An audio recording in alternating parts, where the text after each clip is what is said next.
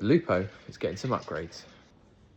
So we've got these new billet shifter assembly. These replace that bit down in there. You'll be able to see better in a minute. And will hopefully make the shifter a little bit shorter and feel a lot tighter.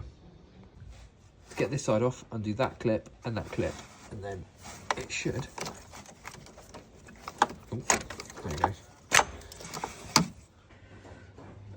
This side comes off with this top bolt.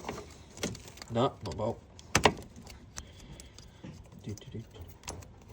And then lifts off. So that's both the new parts fitted. This is what the shifter was like before the new parts.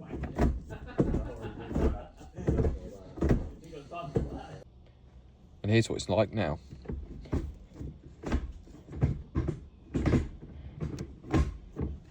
Much better.